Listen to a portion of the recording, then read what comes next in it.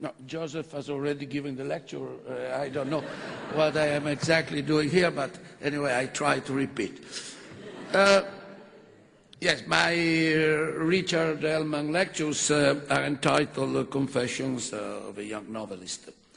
And one could ask why, since I am marching toward my 77th year, I could say so. But it happens that I published my first novel, The Name of the Rose, in 1980, which means that I started my career as a novelist no more than 28 years ago.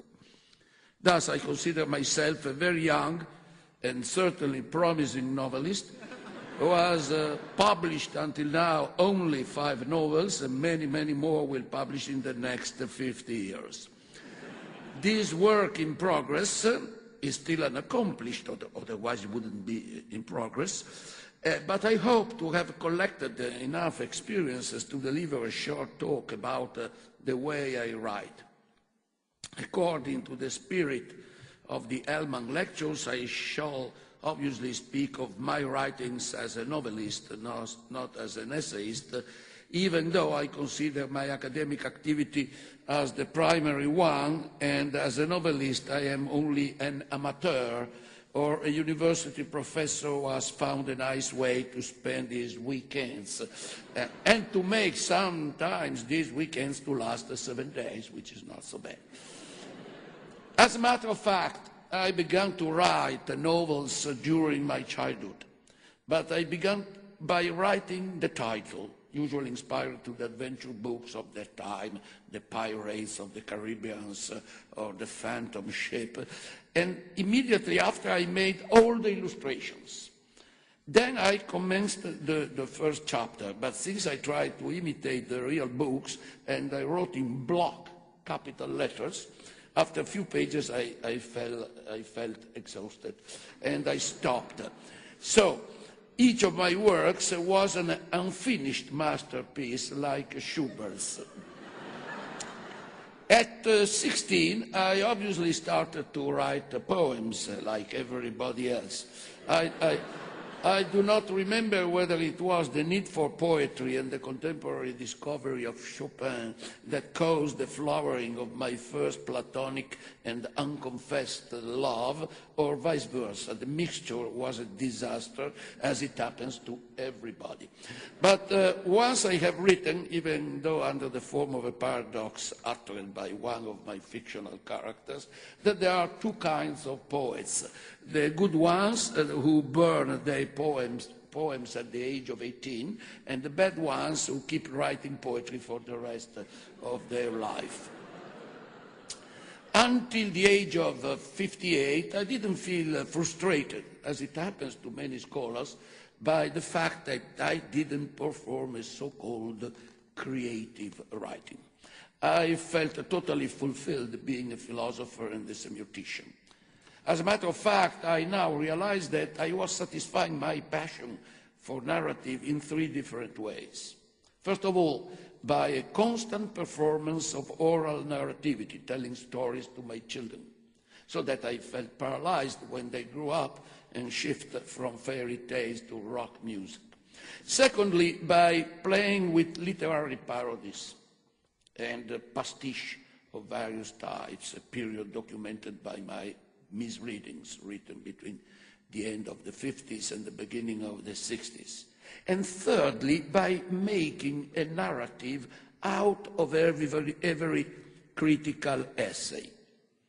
When I presented my doctoral dissertation on the aesthetics of Thomas Aquinas, one of my examiners charged me with a sort of narrative fallacy. He said that a major scholar, when beginning a research, certainly proceeds by trial and error, making and rejecting different hypotheses, but at the end of the inquiry, all those attempts should have been digested and only the conclusions should be presented. On the contrary, I told, so to speak, the story of my research, as it were a detection novel. I realized that there was somebody else who did the same. It was Plato, with his dialogue Parmenides, with 9 hypotheses. Each of them contradicts the previous one, and you never arrive to discover who is the guilty one. But I realized that my examiner was right in making this kind of analysis of my procedure, but that my procedure was the good one. Well, the objection was made in a friendly way. The same professor later published my thesis, such as it was, in a philosophical series he was editing. And I wasn't disturbed by that remark, because I repeat, I was strongly convinced that every research must be narrated in this way. And every scientific book must be a sort of whodunit, or the report of a quest for some holy grail. And I think I have done so in all my subsequent academic works. At the beginning of '78, a friend of mine, working for a small publisher, told me that she was asking non-novelists like philosophers, sociologists, politicians, and so on, to write a short detection story. For the reasons I have just told, I reacted by saying that I was not interested in creative writing, that I was convinced to be absolutely unable to write good dialogues, and I don't know why, I concluded provocatively by saying that if I had to write a criminal novel, it would have been at least 500 pages long, taking place in a medieval monastery. My friend said she was not fishing for miscarried bestsellers, and our meeting stopped there. As soon as I returned home, I browsed in the drawer, and I retrieved a note of 1 year before, where I had written the names of a series of monks. It means that in the most secret part of my soul, or of my belly, the idea of a novel was already growing up, but that I didn't know it. At that moment, I realized that it would have been nice to poison a monk while he was reading a mysterious book, and that was all. Then I started to write The Name of the Rose. Later, I have repeatedly been asked why I decided to write a novel, and all the answers I gave, one different from the other according to my mood at that moment, were probably all true, which means that they were all false, because if only one should have been true. At the end, I realized that the only correct answer was that at a certain moment of my life, I felt the wish to do that. Okay, I think that is a sufficient and reasonable explanation. When interviews ask me, how do you write your novels, I usually cut them short and reply from left to right. I understand that as an answer this is not satisfactory, first of all, because it produced some astonishment in Arab countries and in Israel. Today I have time for a more articulated reply. By writing my first novel, I learned some things. First, inspiration is a bad word that tricky authors use in order to look artistically respectable. As a famous quotation says, genius is 10% inspiration and 90% perspiration. It is told that the French poet Lamartine spoke many times of the circumstances in which he wrote one of his best poems, and he said that it happened by a sudden illumination during a night when he was wandering in the woods, and so on and so forth. And after his death, somebody found in his drawers an impressive quantity of versions of that poem, written and rewritten in the course of years. Speaking of slow inspiration, The Name of the Rose took me only 2 years, for the simple reason that I had not to make any research on the Middle Ages. As I said, my doctoral dissertation was on the medieval aesthetics. After that, I devoted many other studies to the Middle Ages. During the years, I made many trips through a lot of Romanesque abbeys and Gothic cathedrals, and so on and so forth. So when I decided to write a novel, It was like I had opened a big closet where I was piling up since decades my medieval files. All that material rushed to my feet, and I had only to select what I needed. For the following novels, it was different, even though it is obvious that if I select a given subject, it was because I already had some familiarity with it. But that's why the following novels took me a lot of time, namely 8 years for the Foucault's Pendulum, 6 for The Island of the Day Before, as well as for Baudolino, only 4 for The Mysterious Flame of Queen Loana, because it deals with my readings as a child in the 30s and the 40s, and also in this case I had already a lot of old material, comic strips, records, magazines, and newspapers in my nostalgia and trivia collection. What do I do during these years of literary pregnancy? I collect documents, I visit places, designing their map.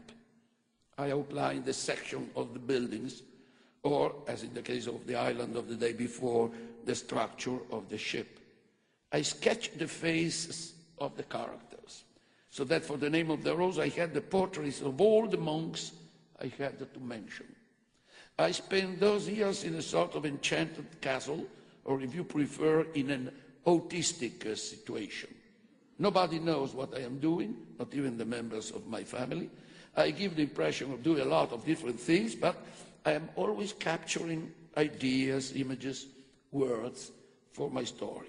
I mean that if, while writing on the Middle Ages, I remark a car passing on the street and I am perhaps impressed by its color, I record that experience in my notebook or simply in my mind, and that color will play later a role in the description, let's say, of a miniature. For Foucault's Pendulum, I spent days walking evening after evening right through to closing time in the Conservatoire des Arts et Métiers, where some of the main events of my story took place. In order to speak of the Templars, I went to visit La Forêt d'Orient in France, where there are traces of the Templars' commandery, which are referred to in the novel in a few vague allusions.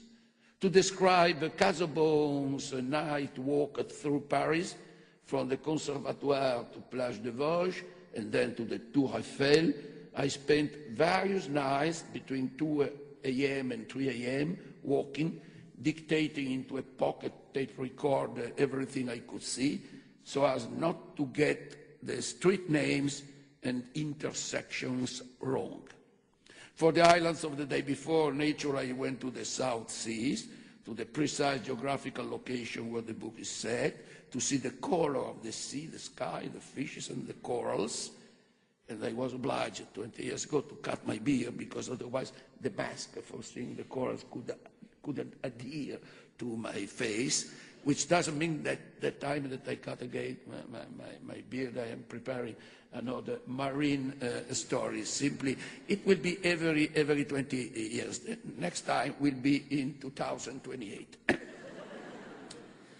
But I also worked for 2 or 3 years on drawing models of ships of the period to find how big a cabin or a cubby hole was and how one could move from one to another.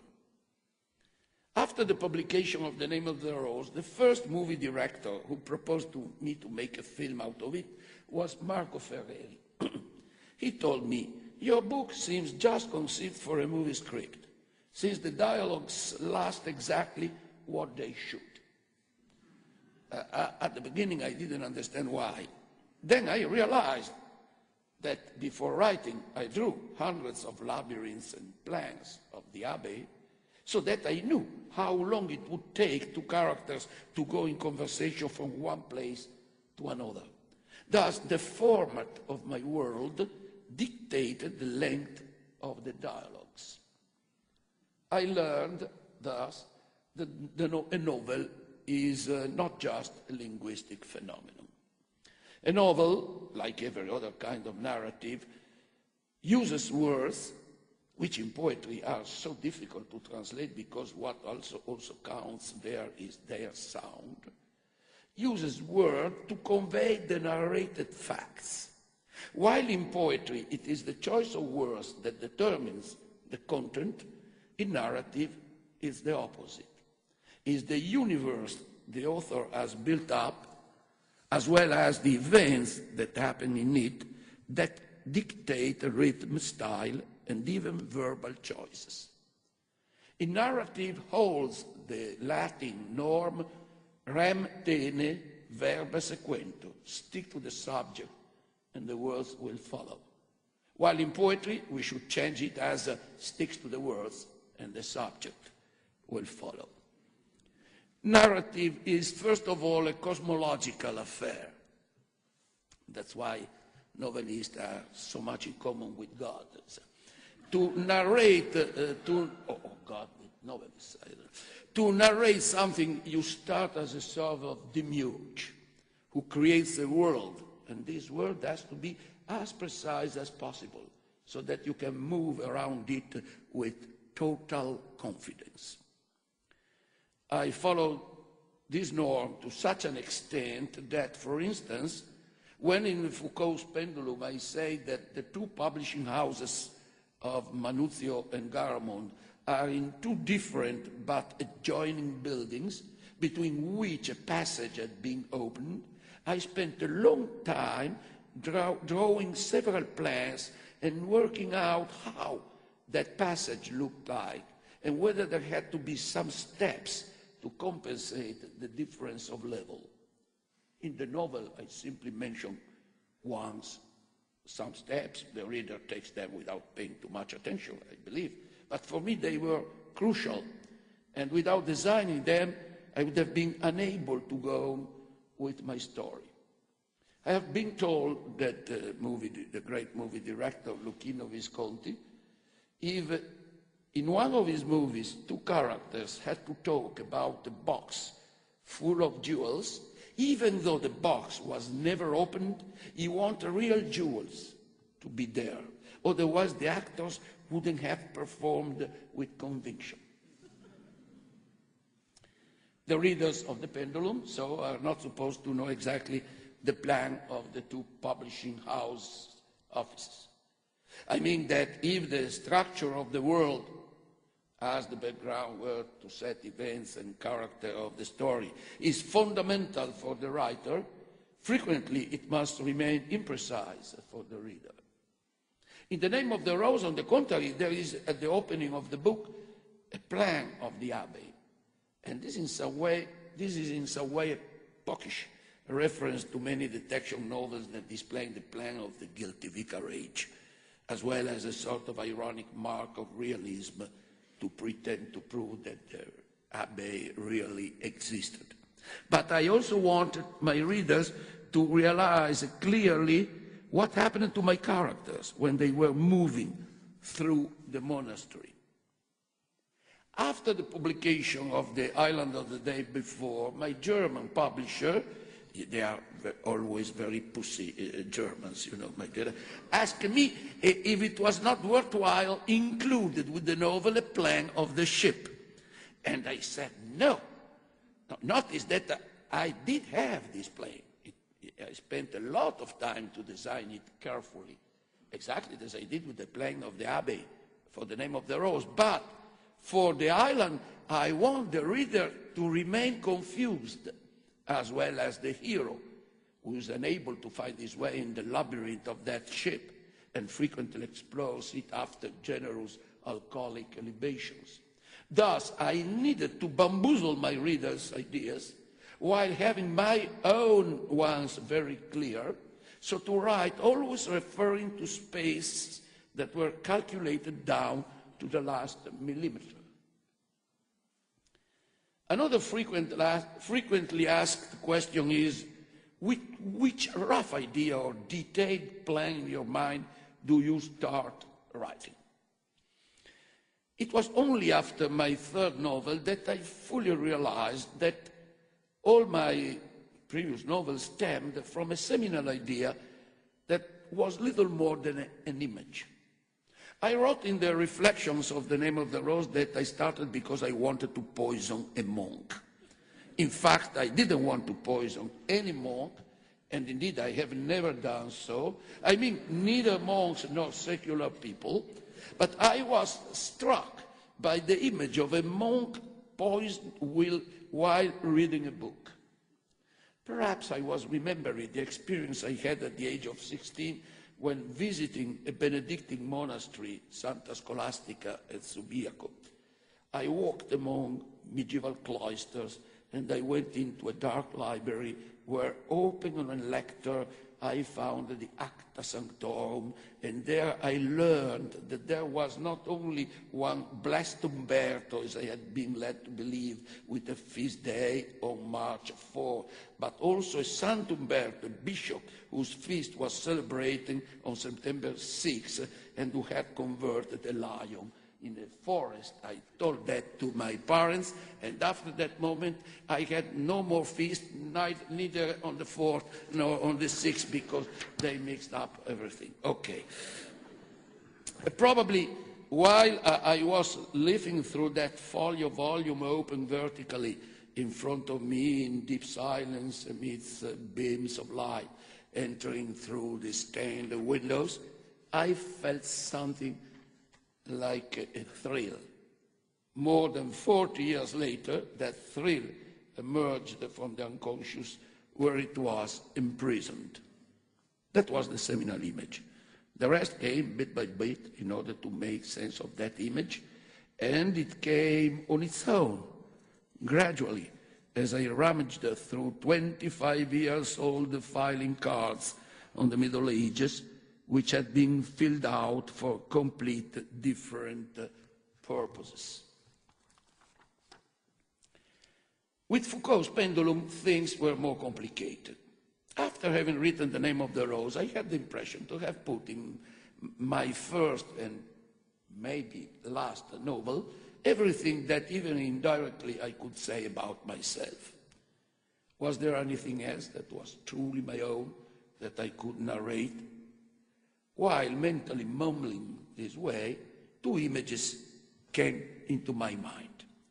The first one was the one of the pendulum, which I had seen for the first time 30 years before in Paris, and had made a huge impression on me, to such an extent that when in the 60s I had been asked by a film director to write a script for a film, I imagined a scene that took place in a cavern at the center of which hung a pendulum and someone was clinging to it as if fenced in the darkness. Then my script was not used and not even paid. The film became something else, and I was happy to have nothing to do with a movie that looked directed by Ed Wood. The second image was that of myself playing a trumpet at the funeral of partisans. A true story that really happened to me at the age of 13. And besides, I never stopped telling it, even to young girls, because I found it beautiful. I mean narratively beautiful. Also because when later I read Joyce, I was fully aware to have experienced an epiphany. Into 2 days I will read this page on the trumpet. Thus I decided to tell a story starting with the pendulum and ending with the trumpet. But how to get from the pendulum to the trumpet? To answer this question took me 8 years, and the answer was the novel. With The Island of the Day Before, I started from a question made by a French journalist. She said, "Why do you describe spaces so well?" I had never paid attention to my description of spaces, but by reflecting on that question, I realized what I have said before, namely that if you design a world, you also know how to describe it in terms of space, since you have it under your eyes. There was a classical literary genre called the ekphrasis, which consisted in describing so carefully a given image, a painting or a statue, that even those who had never seen it could see it as it was before their eyes. As Addison said in 1712 in The Pleasures of Imagination, words, when well chosen, have so great a force in them that a description often gives us more lively ideas than the sight of the things themselves. End of the quote. It is said that when the Laocoon was discovered in Rome in 1506, they recognized it as the famous Greek statue because of the verbal description provided by Pliny the Elder in his Naturalis Historia. Why not then to tell a story where space played an important role? Moreover, I told myself, in my first two novels I have spoken too much about monasteries and museums that it about closed cultural space. I should try to write about open natural spaces. And where to find enormous spaces, nature and nothing else? By placing my hero on a desert island. I had the impression that somebody else had a similar idea, and so that's why I didn't start immediately. At the same time, I saw in the showcase of a clockmaker one of those world time watches which tell the local time in every places of the world and display a sign indicating the international date line on the 180th meridian. Everybody knows that this line exists because at least everybody has read Jules Verne Around the World in 80 days, but we don't think of it so frequently. Well, I decided that my protagonist has to be west of that line and see an island to the east where it was a day before. Thus, it had to be shipwrecked not on the island, and so I solved my question with Defoe, but on a boat in face of it, unable to swim, so to be condemned to watch an island distant in space and time.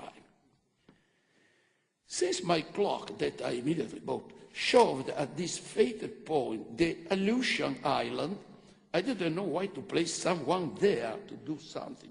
It's like to choose a vice president in Alaska.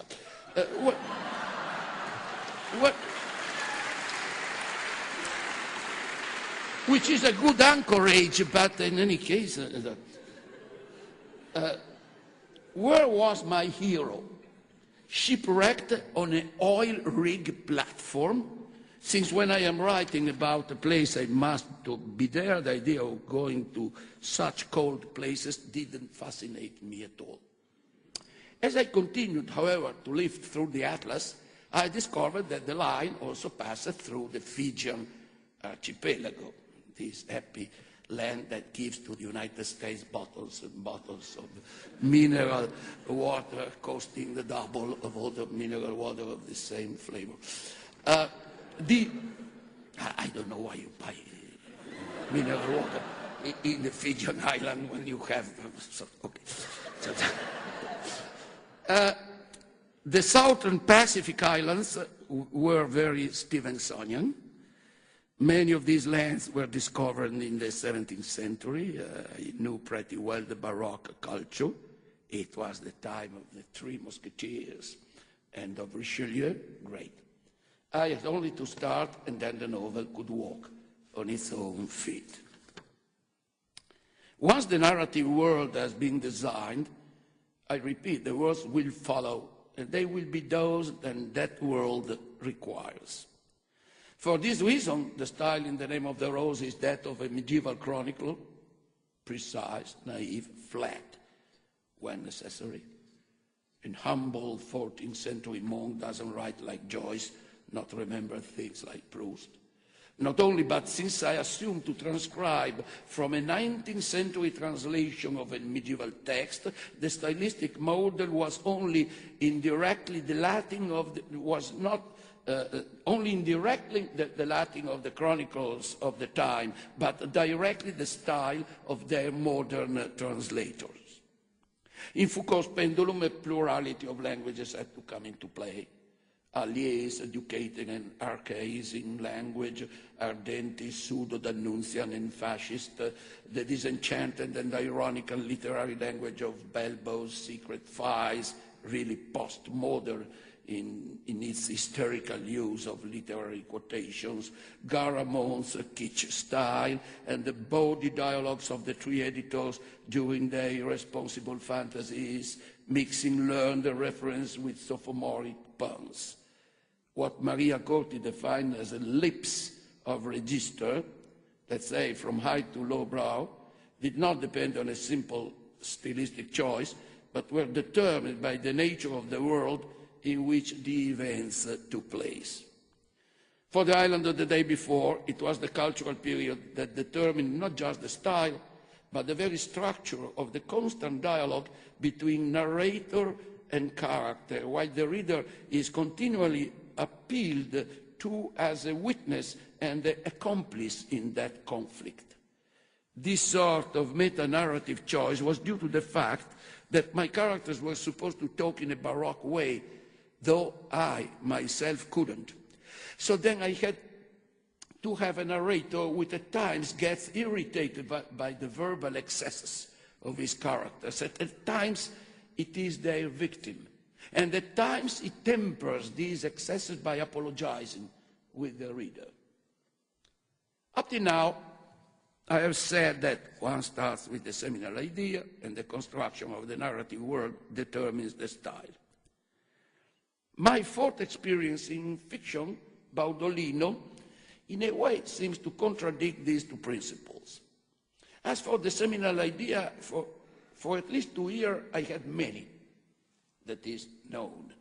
And if there are too many seminal ideas, it is a sign that they are not seminal. One amongst these ideas which can banally be connected with the topos of a murder in a closed room. But if you read the novel, you will see that it's used only in the chapter on Frederick Barbarossa's death. The second idea was the final scene should take place amidst the mummified corpse in the Capuchin church in Palermo. In fact, I've been there several times, and I have taken many photographs of the place and of the individual mummies. But this idea is finally exploited only in a chapter, and has only a marginal function in the economy of the novel. The third idea was that the novel was to be about a group of forgers. And I had dealt with the semiotics of the fake in several occasions.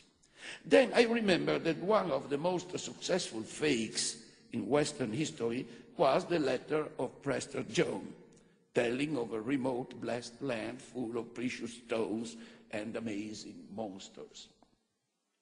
I then realized that that letter, clearly a forgery, appeared in the Western world more or less at the time of the foundation of my native city, Alessandria, the Italian one, not the Egyptian one. And I remember that the legendary hero of the city, Galiaudo, when Frederick Barbarossa is on the verge of conquering the newborn city, discourages him by a malicious trick, a lie, a fraud, a fantastic one. And if you want to know which one, read the book. It was a good opportunity to return to my beloved Middle Ages, to my personal roots, to my fascination for fakes. But it was not enough. I didn't know how to start, which kind of style to use, and who psychologically and culturally was my real hero, Baudolino. I reflected on the fact that in that historical period, in my native area, people didn't speak, obviously, any longer Latin, but new dialects that were in some way close to the Italian language, which it was just in its cradle. And we don't have documents of the dialects spoken in these years in northeastern Italy. We have documents for the Sicily and other parts of Italy. Thus, I felt free to invent a popular idiom, and hypothetically 12th century Po Valley pidgin. And I think I worked it out pretty well, because a friend of mine who teaches history of the Italian language told me that even though nobody can neither confirm or challenge my invention, Baudolino's language was not improbable. This language, which gave no minor problems to my courageous translators, suggested me the psychology of my protagonist. And I made of my fourth novel a picaresque counterpoint of The Name of the Rose, since The Name of the Rose was a story of intellectuals talking in the high style, where Baudolino was a tale about peasants, warriors, and impudent Goliards. So in this case, they were words that dictated the world, and not the contrary. I must recognize, however, that Baudolino too depends on a first poignant image. For no reasonable reasons, since a long time I was fascinated by Constantinople, that I have never seen. In order to have a reason to visit it, I needed to tell a story about this city and the Byzantine civilization. Nothing to do with Frederick Barbarossa and the city of Alessandria. But I had this idea in my head. I want to go to Constantinople. Thus I went to Constantinople. I explored it on its surface and underneath. And I had the starting image for my story. The city set on fire by the Crusaders in 1204. Take Constantinople in flames, a young liar, a German emperor, and some Asian monsters, and you have the novel. I admit that this doesn't look as a convincing recipe, but for me, it worked this way. I must add that by reading a lot about Byzantine culture, I discovered Niketa Koniates, a Greek historian of that period, and I decided to tell the whole story as a report by Baudolino, a supposed liar, to Niketas, and I had also my meta-narrative structure, that is, a story in which not only Niketas, but even the narrator, and with him the reader, are never sure of what Baudolino is recounting. As a glorification of fakes and lies, it seems to be perfect. I said once that once found a seminal image, the story can go on by itself. The author could stay hands in his pockets to wait that the novel ends. But this is true until a certain extent. In order to leave the story to go freely, the writer must impose some constraints. Constraints are fundamental in every artistic operation. A painter who decides to use oil rather than tempera, canvas rather than a wall, a composer who opts for a given key, a poet who decides to use rhymes or endecasyllables instead of alexandrines. All of them set up a system of constraints. Even avant-garde artists who seem to avoid those constraints do construct others, even though one doesn't notice them. To choose the seven trumpets of the apocalypse as a scheme for the succession of events, as it happens in The Name of the Rose, is a constraint. You have to invent seven crimes. It is a constraint to set a story at a precise date, because you can make some things happen, but not others. It was a constraint to decide that, to imitate the occult obsession of some of my characters, the number of chapters in Foucault's Pendulum had to be 120. No one more and no one less. And the story had to be divided into 10 parts, like the Sephirot of the Kabbalah.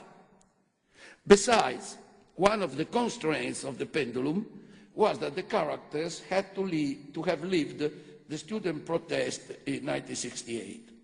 But since Belbo then writes his files on computer, which also plays a formal role in the story, since in part inspired its aleatory and combinatorial nature, the final events could take place only at the beginning of the 80s and not before, because the first personal computers with a word processing program went on sale in Italy only between 1982 and 1983. But in order to make all that time elapse from 1968 to 1983, I was obliged to send Casaubon somewhere else. Where? my memories of some magic rituals which I had witnessed there brought me back to Brazil, where I set my hero for more than 10 years. Many found it too a long digression, but for me, and for some benevolent readers, it was essential, because what happens in Brazil is a sort of hallucinated premonition of what will happen to my characters in the rest of the book. But if IBM or Apple had started selling good word processors 6 or 7 years early, my novel would have been different. There would have been no Brazil, and from my point of view, it would have been a great loss. In The Island of the Day Before, The Island of the Day Before was based on a series of temporal constraints. For instance, I wanted my hero, Roberto, to be in Paris at Richelieu's death, December 4, 1642. Was it narratively necessary for Roberto to be present at Richelieu's death? Not at all. My story would have been the same even if Roberto didn't see Richelieu agonizing on his bed. Moreover, when I introduced that constraint, I didn't have an idea about its possible function. Simply, I liked to represent Richelieu on the verge of dying. It was simply sadic. It was a sadic drive. But that constraint obliged me to solve a puzzle. Roberto had to arrive at this island in August of the following year, because in that month I visited those islands and I was able to describe sunrises or nocturnal skies only at that season. It was not impossible that a sailing ship went from Europe to Melanesia in 6 or 7 months. But at this point, I had to face a tremendous difficulty. I needed that after August, somebody found the diary of Roberto on what remained of the ship that hosted him. But Tasman, the great navigator, reached probably the Fiji Island before June, that is, before Roberto's arrival. This explains all the insinuations I made in the final chapter to persuade the reader that perhaps Tasman had passed twice through that archipelago without registering the second visit in his logbook. So both author and reader are pulled to imagine silence, conspiracies, ambiguities, or that at that island docked Captain Bligh when escaping from the Bounty mutiny, a more fascinating hypothesis, and find an ironic way to merge together two textual universes. My novels are depending on many other constraints, but I cannot reveal all my secrets for nothing. And we have said that in order to write a successful novel, one needs unrevealed recipes. But, for instance, for Baudolino, I said that I want to start the story with Constantinople in flames, and Constantinople was conquered in 1204. Considering that Baudolino forged the letter of Prester John and took part in the foundation of Alessandria, I was obliged to make him born around 1142, so that in 1204 he was already 62 years old. In this sense, I was obliged to start the story from the final point, with the old Baudolino telling his past adventures through a series of flashbacks. No problem. But Baudolino was in Constantinople on the way back from the kingdom of Prester Joe. Now, the false letter of the priest was, historically speaking, forged or diffused about 1160. And in my fiction, Baudolino writes it to convince Frederick Barbarossa to move towards that mysterious kingdom. So even considering that Baudolino spent at least 15 years or so for reaching the kingdom, staying there and escaping from among thousands of adventures, he could not start his pilgrimage before 1198, even considering that historical demonstrated that Barbarossa moved to East only in that year. Then, what the hell did I have to make Baudolino do between 1160 and 1190? Why he didn't start his exploration immediately after having diffused the letter? It was a bit like the business of the computer in Foucault's bedroom. Thus, I was obliged to make Baudolino to do many things, even to marry. And I constantly made him delay his departure. I had to invent a series of accidents in order to arrive finally at the end of the century. Yet, it is only in doing so that the novel creates, not only Baudolino, but also in the readers, the spasm of desire.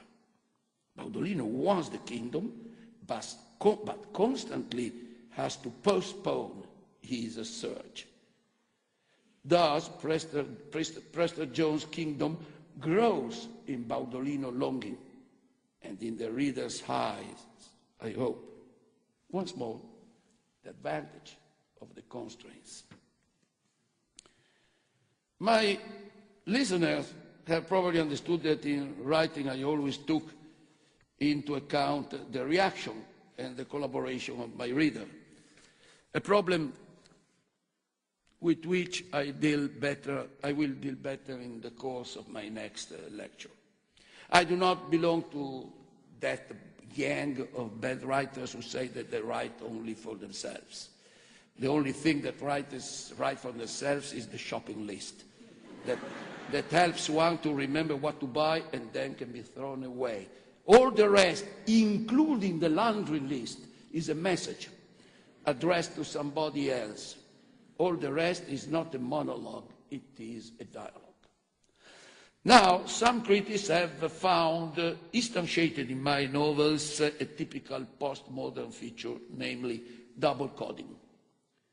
I was aware from the beginning, and I wrote in my reflections on The Name of the Rose, that whatever postmodernism can be, and I have never understood what the hell it exactly is, I was using at least two typical postmodern techniques.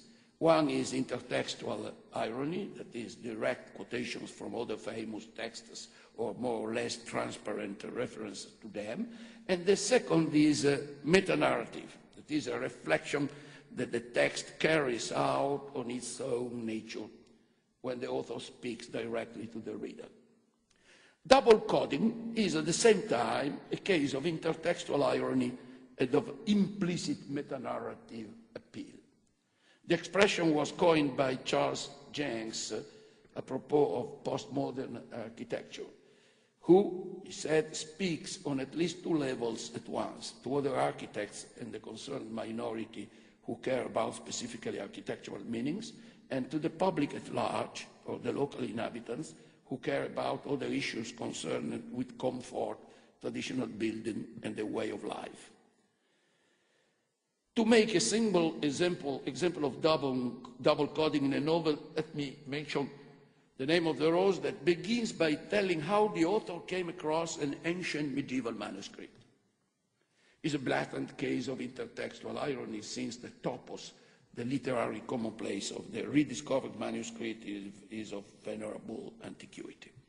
The irony is double and results in being also meta-narrative suggestion, since it tells that the manuscript was available through a 19th century version of the original manuscript, a remark that justifies some elements of neo-Gothic novels certainly present in the story. The naive or popular readers cannot enjoy the narrative that follows unless having taken into account that game of Chinese boxes of sources which confer on the story an aura of ambiguity. But if you remember, the title of the page which talks about the manuscript is Naturally a Manuscript.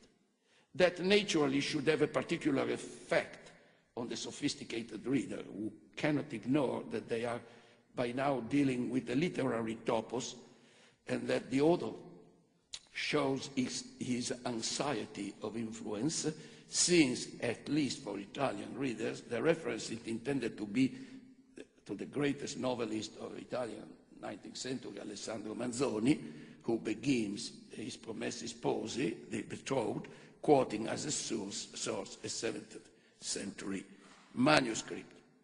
How many readers could grasp the ironic resonance of that naturally? Not so many, since a lot of them wrote to me asking if my manuscript really existed. But if they have not grasped the allusion, Will they still be able to have access to the rest of the story without losing much of its flavor? I think so. Simply they have lost an additional week. That is the double coding. I admit that in implementing this double coding technique, the author establishes a sort of silent complicity with the smart reader, and that some popular readers, even though they do not catch the cultivated allusion, feel that there is something that escapes them.